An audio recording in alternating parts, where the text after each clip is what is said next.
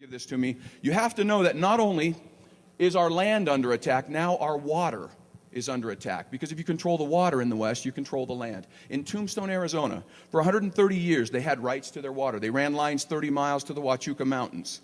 The Forest Service, in their mismanaged policies, according to the Government Accountability Office, allowed a fire to ravage the Huachuca Mountains and burned them out. Burned out the habitat, burned out millions of animals, spewed more mercury than all the coal-fired power plants produce in a year.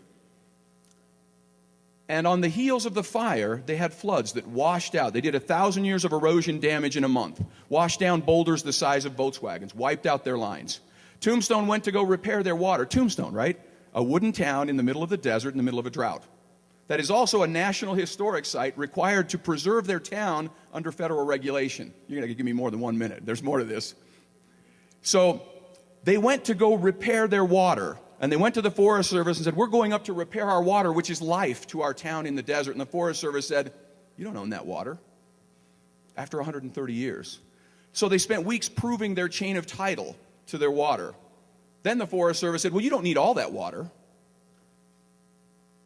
And after dealing with that for weeks, while they don't have water to fight fire, they have literally minutes of water between them and their town going completely up in smoke. Then they said, well, you need a permit to go up into the mountains to fix your water. And so they applied for a permit, and weeks go by. And so then they start to go up in the mountain. They said, oh, well, you need a permit for each of your 25 springs to go up into the mountain.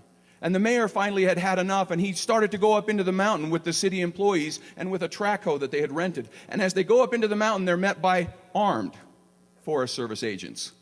And they say, Mayor, you can't go up here. You need to turn around. We're going to arrest you and arrest all of your employees and confiscate your equipment.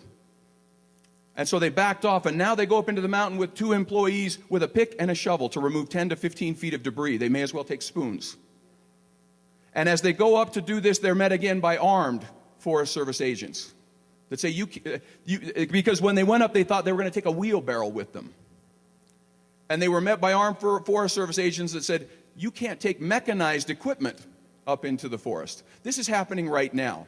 On June 8th and 9th, there will be a Tombstone shovel brigade. We want to put thousands of people on that mountain with shovels.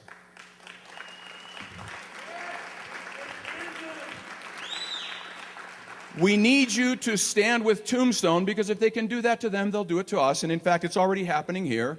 Our grazers and permittees, they're taking over their water. Go to AmericanLandsCouncil.org. You can buy a shovel and send it to Tombstone. Send a donation in as well. And then be prepared to come to Tombstone on June 8th and 9th as we put thousands of people on the mountain to restore their water and stand up for these rights. Because if they can do that there, they will do this here. Folks, this is a wonderful time to be alive. We're lucky not to live in pale and timid times. We've been blessed with the opportunity to stand for something, for liberty and freedom and fairness.